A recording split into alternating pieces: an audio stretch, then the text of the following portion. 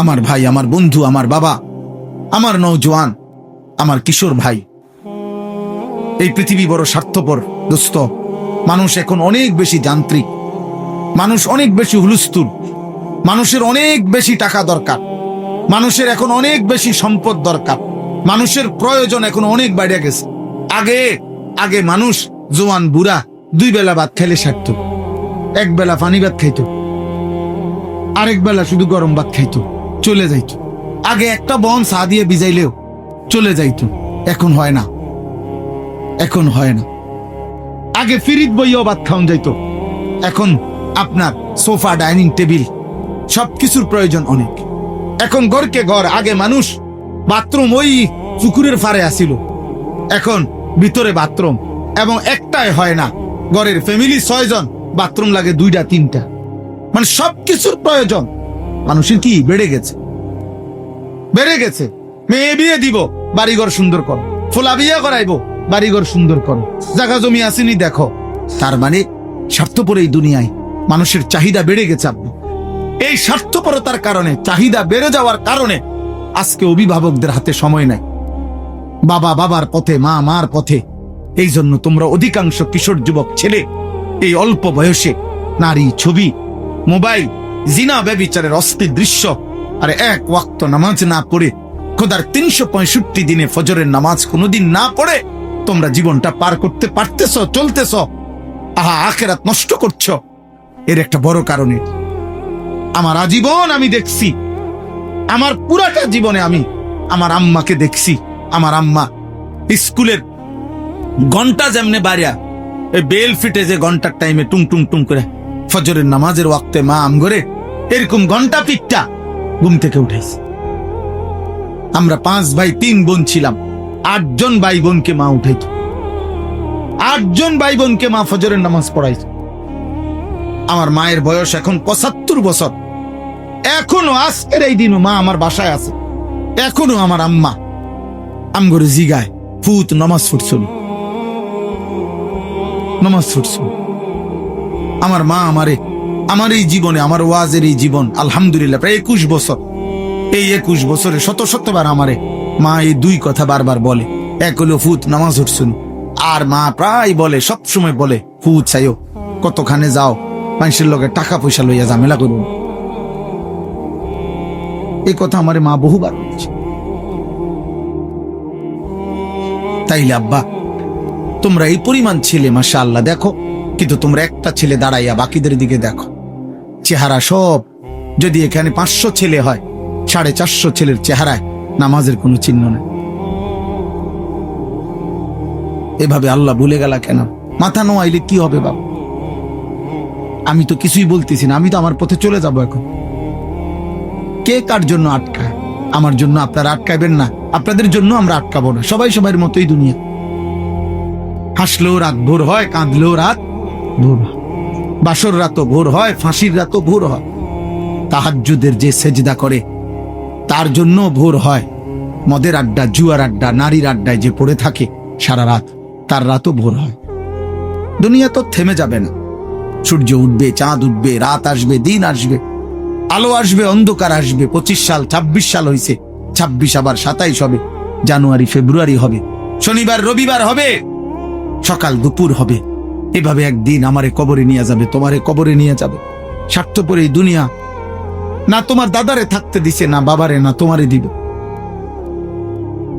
ফেরাউন রে দেয় নাই, নমরুদ রে থাকতে দেয় না, আবার ইমানদারকেও তো থাকতে দেয় না। দুনিয়াতে আব্দুল কাদের জিলানিও থাকে নাই, ফেরাউনও থাকে না, কেউ তো থাকে নাই রে বাপ। এত সহজে আল্লাহ তাআলা আমাদেরকে ইসলামের পরিচয় দেওয়ার পরও আমরা যদি ভুলে যাই, এর চাইতে বড় দুঃখ, খোদার কসম, কিয়ামতের দিন এর চাইতে বড় আফসোস আর থাকবে না। এই জন্য আপনারা সবাই জানেন, অনেকেই শুনছেন, নামধারী মুসলমান যে শুধু মুখে বলে, কর্মে নয়, বিশ্বাসে নয়, তাকে মুনাফিক বলে। আর মুনাফিক এত নিকৃষ্ট, এই নামধারী মুখোশধারী মুসলমান এত নিকৃষ্ট যে কাফের যারা, কাট্টা বেঈমান কাফের, তারা পর্যন্ত জাহান্নামে মুনাফিকের সাথে থাকবে না। মুনাফিককে এই জন্য সকলের নিচে জাহান্নামে ফেলে দাও। আবু জাহেল বলবে, আল্লাহ আমি মুনাফিকের লগে আমারে যেন আযাব না দেয়। ওরা আরো নামা, পরে দেখলে আমার ঘৃণা হয়, কারণ আমি তো প্রকাশ্যেই বলছি আমি মুহাম্মদকে মানি না। কথা বলেন না?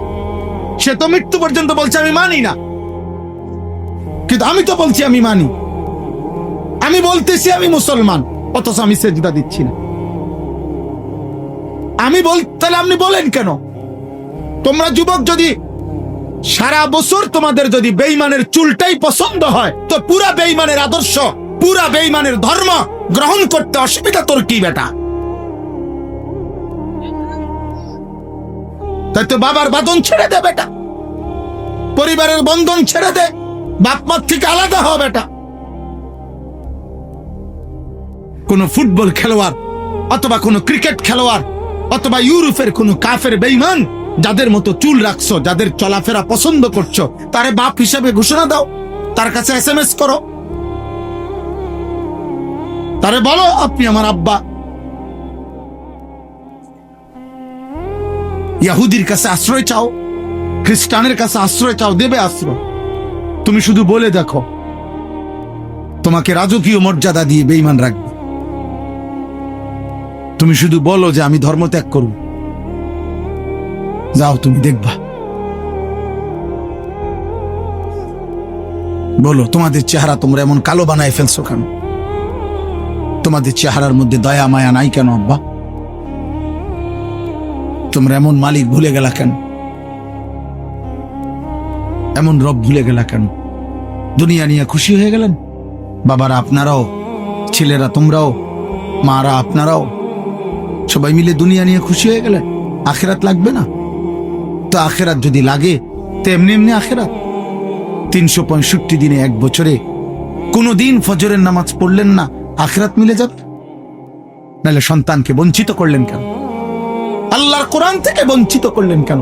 6 বছর বয়সে বাচ্চাটা আপনার কাছে কি অপরাধ করছিল যার কারণে তারে দিন শিখান নাই? 7 বছর বয়সে বাচ্চাটা আপনাকে কি অন্যায় করেছিল, আপনি তাকে কেন দিন শিখান নাই? বলেন। আপনার এই ফয়সালা দেওয়ার যে আমার 3 ফুট, 1 ফুটরে মাদ্রাসা দিছি আর 2 গারে স্কুলে পড়াইছি ছোটবেলায়, হ্যাঁ, এই বন্টন করার অধিকার আপনার কে দিল? আল্লাহর কোরআন থেকে যে আমার 3 ছেলের মধ্যে আমি একজনরে পড়াবো একজনরে পড়াবো না, এই সিদ্ধান্ত দেওয়ার অধিকার আমাদের আছে? আল্লাহর নবী সাল্লাল্লাহু আলাইহি সাল্লাম বলেন, আলা কুল্লি মুসলিম তালাবুল ইলমি ফারিদাতুন আলা কুল্লি মুসলিম। আলা কুল্লি মুসলিম মানে কি? 3 জনে একজন, 4 জনে একজন, তো কাটা কাটা।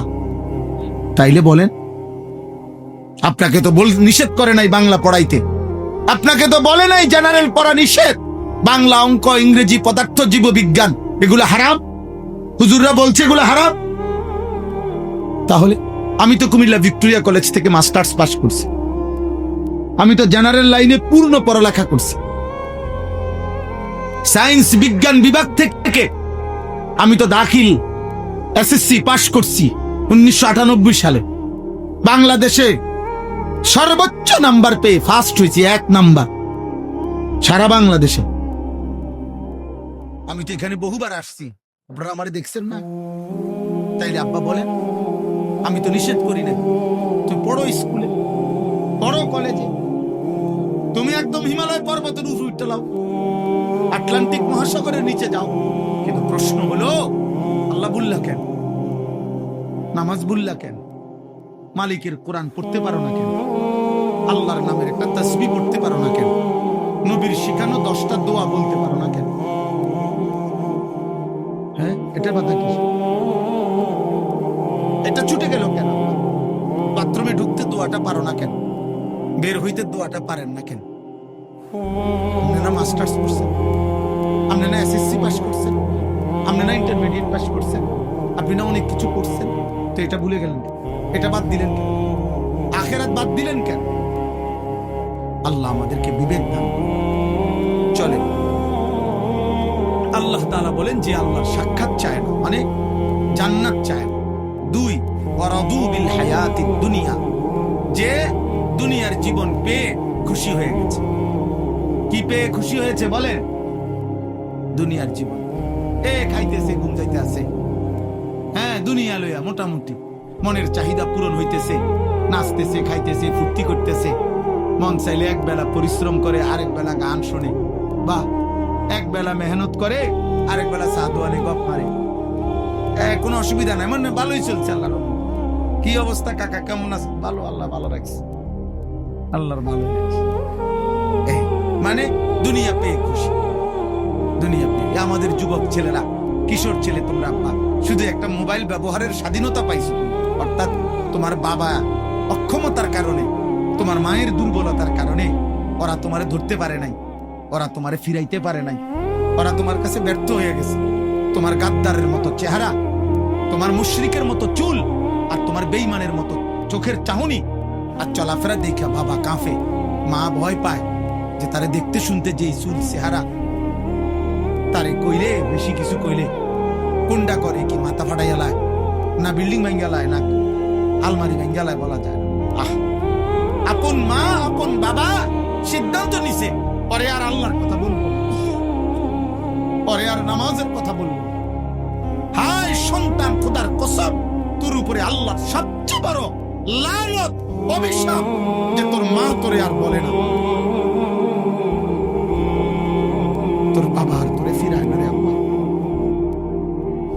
তোর জীবনের সবচেয়ে বড় দুর্ভাগ্য, বদনসিব।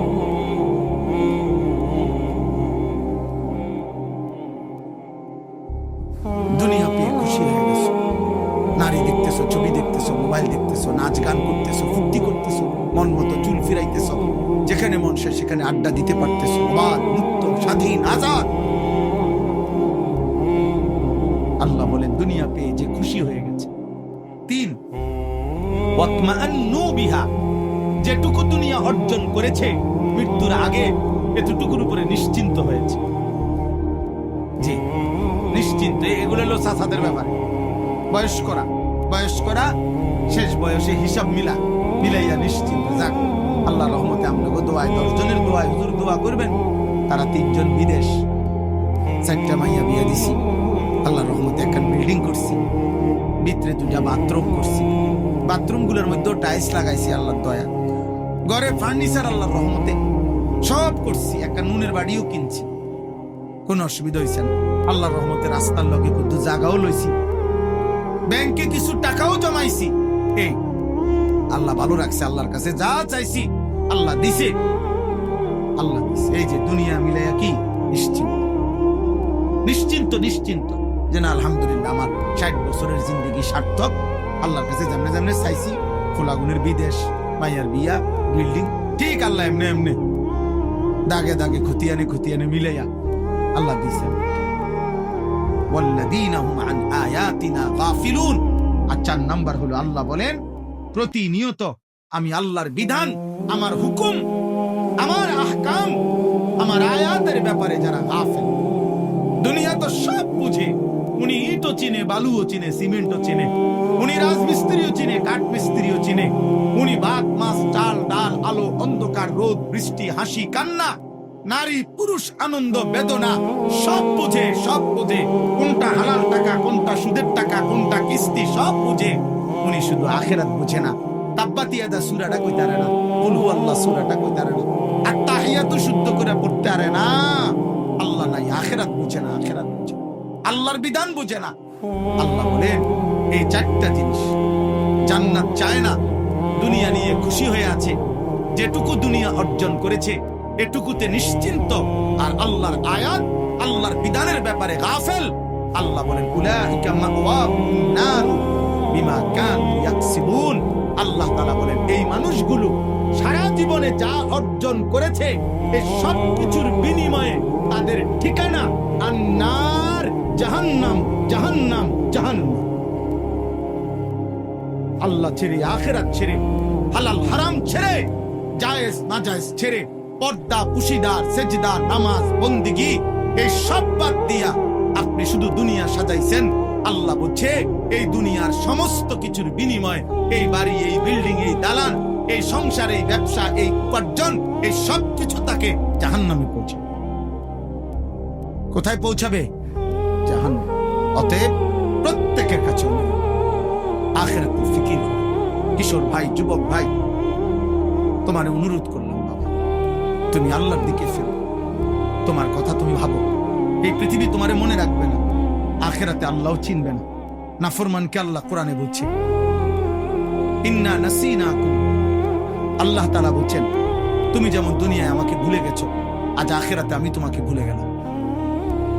কাযালিকা আতাতকা আয়াতুনা ফানাসিতাহা ফাকাযালিকা আল-ইয়াওমা তুনসা। দুনিয়ায় আমার আয়াত তুমি ভুলে গেছিলা, আজ আখেরাতে আমি আল্লাহ তোমাকে ভুলে গেলাম। আল্লাহ চিনবে না, আর দুনিয়াও মনে রাখে। কোন পাপী নাফরমানকে পৃথিবী মনে রাখে, সম্মান করেন, ইজ্জত দেন, কলিজায় স্থান দেন। আব্দুল কাদের জিলানী রাহমাতুল্লাহ আলাইহি মানুষের কলিজা, বাইজিদ বুস্তামি মানুষের কলিজা, জুনায়েদ বাগদাদি মানুষের কলিজা, এই আজকের শহীদ শরীফ উসমান হাদি রাহমাতুল্লাহ আলাইহি এই ইমানদার যুবক মানুষের